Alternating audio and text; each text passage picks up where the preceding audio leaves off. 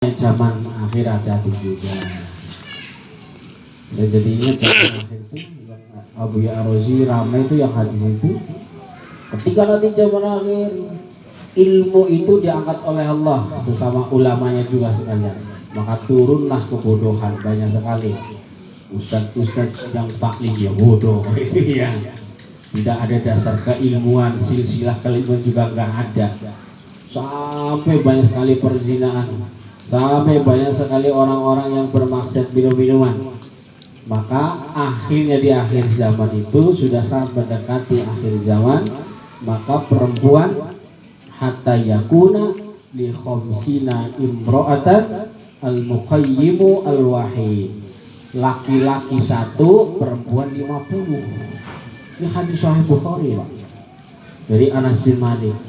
Nah, kalau sekarang Bekasi berapa bandingannya? Sensusnya berapa nih biasanya Ustaz? Yusra yang biasanya sensus kita. Udah enggak sekarang. Udah enggak. Gak ada sampingan lagi, sampingnya bilang lagi. Udah tua. APU tadi nggak lagi jalan. Itu 50 banding 1 laki-laki tuh. Tapi bukan berarti kalau yang anaknya perempuan ini bakal yang deketin kiamat. Ya nggak juga, anak saya 3 perempuan semua, bro. Tapi sisi lain, ketika laki-laki atau seorang bapak punya anak perempuan 2 atau 3, itu di hadis itu, dan dirawat betul-betul oleh orang tuanya sampai menikahnya dewasa, insya Allah inilah yang menjadi jembatannya orang tuanya masuk surga tuh. Bahkan setiap harinya malaikat berbondong-bondong untuk apa? Nyambangin rumahnya. Ketika kalau anak 2 perempuan yang benar-benar dirawatnya, kan beda dengan anak laki-laki cara merawatnya. Kalau perempuan Pak Allah ya sore belum pulang, itu udah was-was betul. Berangkat misalnya main kemana was-was betul, nggak kayak laki-laki, beda. Takutnya kan namanya perempuan sering keluar, sering jalan dengan siapa kan repot juga. Nanti es cendol gula kelapa, utangnya cendol, bapaknya siapa kan repot itu ya. Jamaah rahimakumullah. Jadi ingat itu Buya Ar-Raji dulu kan gitu. Ternyata 1 laki-laki kata beliau berpendapat bisa nikahin 50 perempuan. Sampai bumi ya.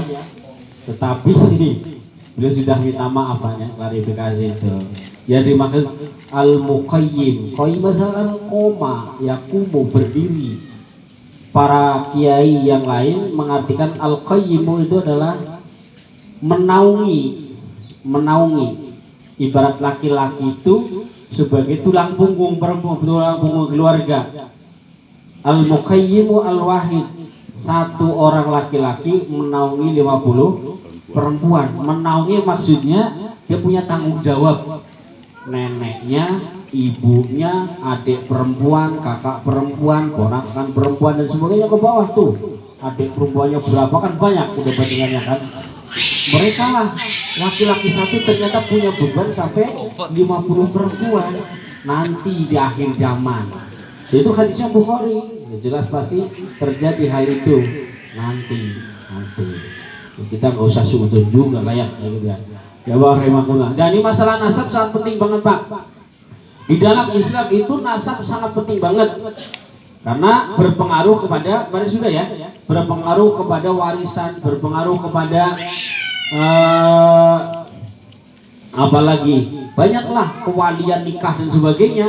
Namanya wali nikah itu yang nggak boleh kalau bukan bapak benar-benar dari bapak kandung, kecuali hal-hal tertentu, nikah dari wali hakim dan sebagainya, gitu ya.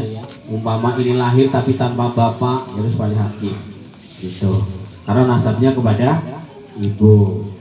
Jawabnya di sini diawali bab ini oleh musannif mencantumkan surat Al-Qur'an, surat An-Nisa ayat 23.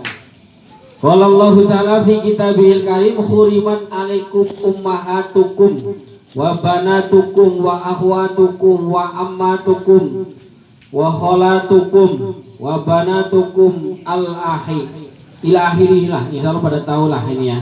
Artinya haram dinikah dari kalian ibunya, kemudian anak perempuan dari ibu tersebut, berarti ya adik perempuan lah gitu ya. Akhwatukum dan saudara perempuan, wa ammatukum dan bibi kalian, wa khalatukum kemudian apa? Dan juga saudara dari bibi kalian, wa banatukum wa banatul akhi, dan juga anak perempuan dari bibinya dan sama dari bibinya. Wahona boleh kalau anak perempuan dari bibi bukan ya.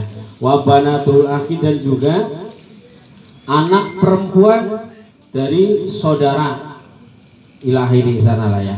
Pokoknya hal yang paling dekat pokoknya anak bibi yang boleh mah. Yang boleh dari anak bibi, yang tidak boleh menikahi bibinya gitu saja ya. Itu mempersingkat sebenarnya begitu-begitulah ya gitu. Kecuali masih tunggal ibu, tunggal mertua. Ibu maksudnya tunggal ibu itu kalau ada janda cantik punya anak juga cantik gitu. Sama-sama ibu sama anak cantik. Umpama begitu kenal di jalan ketemu sama emaknya janda cantik, begitu suruh apel ke rumah ternyata melihat anak gadisnya lebih cantik tuh. Ini umpama kepengen dirapat dua-duanya tuh. Double dua-dua kan seumpama saja ya. Ya. Ada bisa begitu ya. Segitu ada gitu ya. Itu ya laki-laki ya begitu ini banget ya, rakus betul. Emaknya kena, anaknya kena juga gitu. Ya bisa itu pacarannya bisa ngumpet-ngumpet walaupun anaknya tahu bahwa itu pacarnya makna. Di mana? Di sinetron, udah full dengerin ya. Tapi yang bisa jadi ada yang semacam itu banyak kisah-kisah itu walaupun nggak jadi nikah ada, gitu ya. Ya Allah, kecuali sampai batas akhirnya kalau umpama dia sudah nikah sama ibunya nih, sudah nikah sama ibunya, kemudian ibunya belum dituhul, cerai tuh sama ibunya. Menurut pendapat ulama masih bisa ngambil anaknya. Kalau belum dituhul, ngerti tuhul Pak? Tuhul ngerti nggak? Tuhul itu masuk Pak. Masuk pikirnya apanya masuk nggak ngerti pokoknya nah gitu ya. Ya yang penting dia belum malam pertama gitu. Itu sampai sebatas itu akhirnya ya. Ya Allah.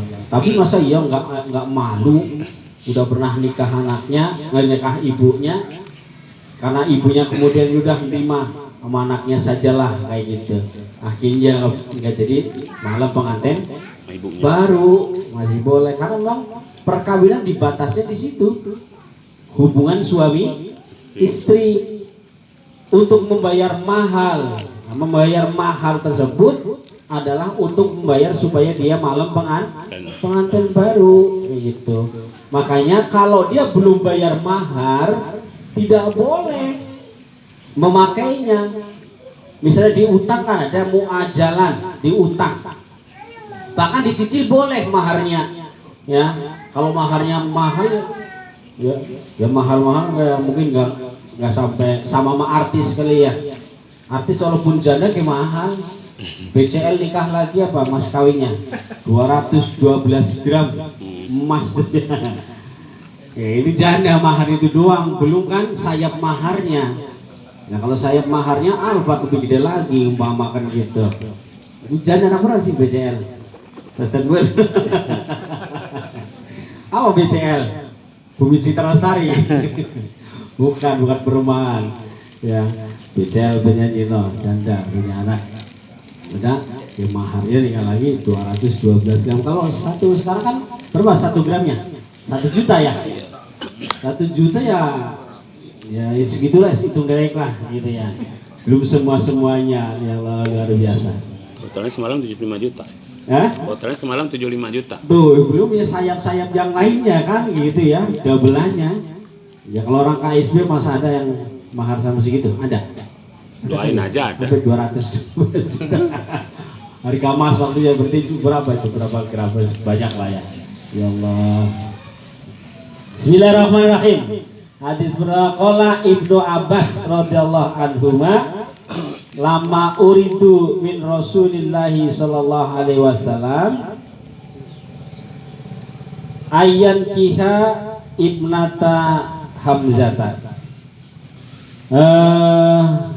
Rasul SAW itu maksudnya dikehendaki atau diperintah, disuruh untuk menikahi anak perempuannya Hamzah.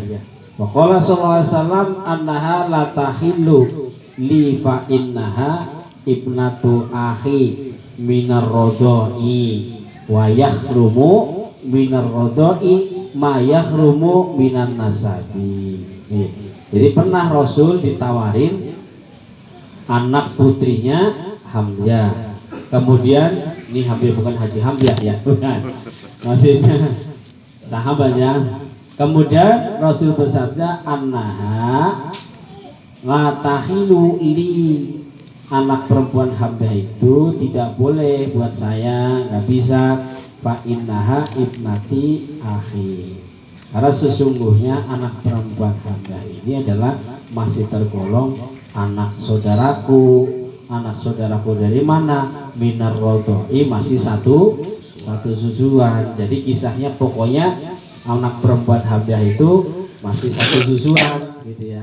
Ya Rasul dulu kan ada beberapa ibu yang menyusui Rasul ya, karena memang betul-betul kisah beliau luar biasa menyedihkan. Anak yatim ditinggal bapaknya ya sebelum lahir, kemudian masih sangat kecil ditinggal sama ibunya, kemudian disusui oleh orang-orang solehah ya, termasuk pokoknya masih satu susuan dengan putranya Hamzah. Wa yahrumu minar rodoi, maka tidak boleh, haram kalau dalam satu susuan. Ma yahrumu minan nasabi, haram juga satu tunggal nasab. Ini intinya kayak gitu.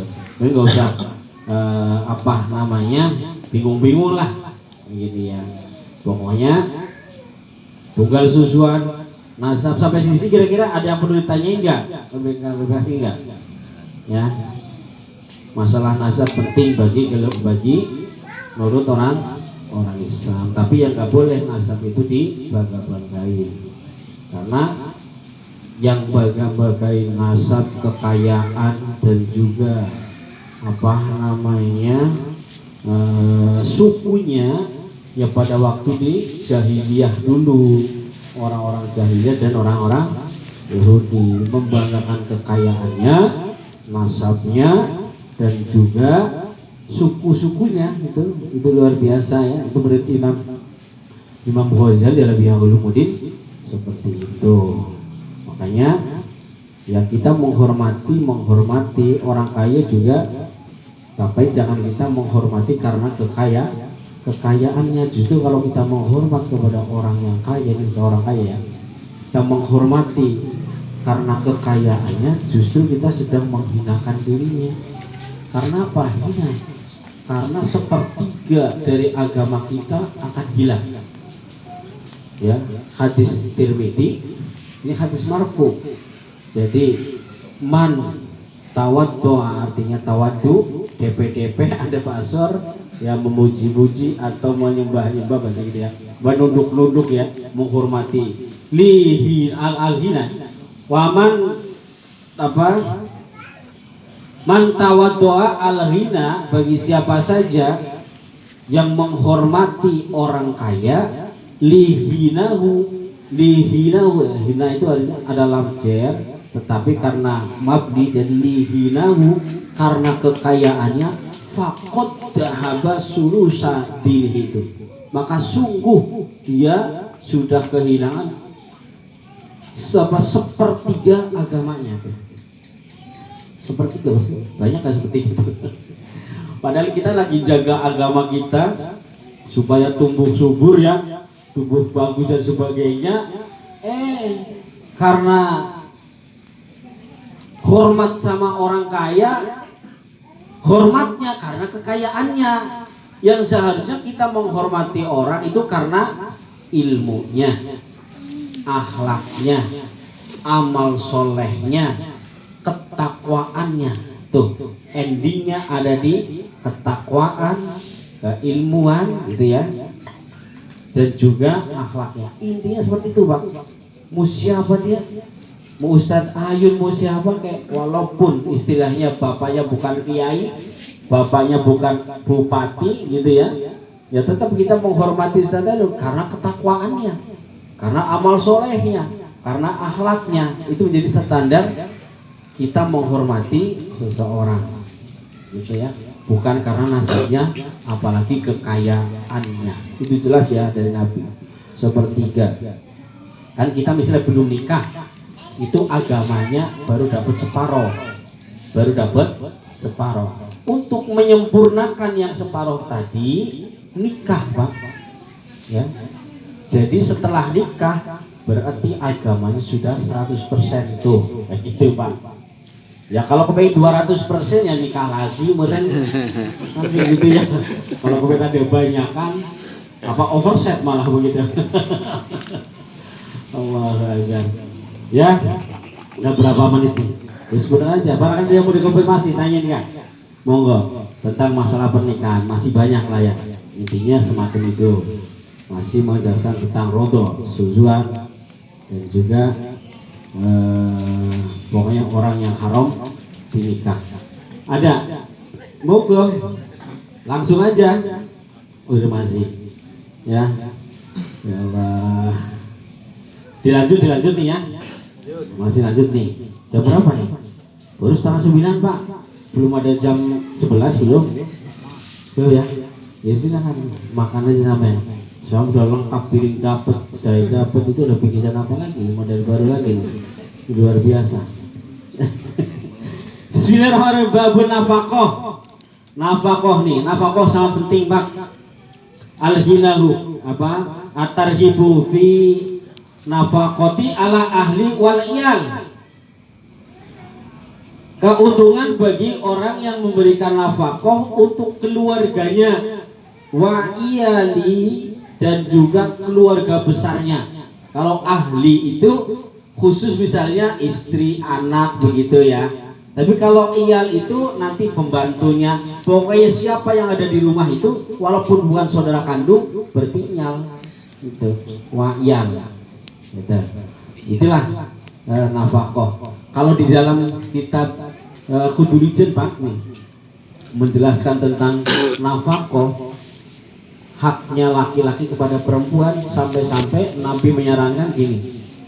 Jadi kalau laki-laki membungkus makanan kemudian dibawa pulang dimakan sama anak dan istrinya, masalah itu bisa melebur dosa 70 tahun Bang. Walaupun cuma sebungkus martabak lah atau sebungkus apalah kayak gitu ya, entah itu hamburger atau kebab apa kayak, walaupun ukuran kecil gitu, daripada dimakan sendiri nyam-nyam sambil ngopi di pinggir jalan Pak. Apa nggak sayang kalau dibawa pulang ya, walaupun cuma satu dibagi-bagi sama istri sama anak ya, karena seneng aja. Yang ukuran tadinya nggak kenyang, insya Allah jadi kenyang Pak, karena keberkahan. Yang kita harapkan lagi 70 tahun melebur dosa kok. Mau cari kemana semacam itu? Inilah umat Nabi Pak. Istimewanya kita umat Nabi Muhammad tuh. Masya Allah, sedikit amal balasannya luar biasa. Satu amal ratusan balasannya kita. Tuh. Makanya mudah-mudahan ya umat Nabi insya Allah Nabi Muhammad ya, satu amal jadikan wasilah. Jadi wasilah. Baca surat Yasin, satu huruf balasannya kan 10. Berarti kalau satu surat Yasin bandingannya berarti 10 kali surat Yasin. Nah kalau surat Yasin hurufnya ada berapa tuh? Udah berapa banyak tuh? Jadikan wasilah itu Pak. Wasilah ngerti wasilah? Wasilah maksudnya menjadikan lantaran. Lantaran menjadikan terkabulnya keinginan. Bisa jadi ya Allah, cucu saya, entah anak saya, istri saya lagi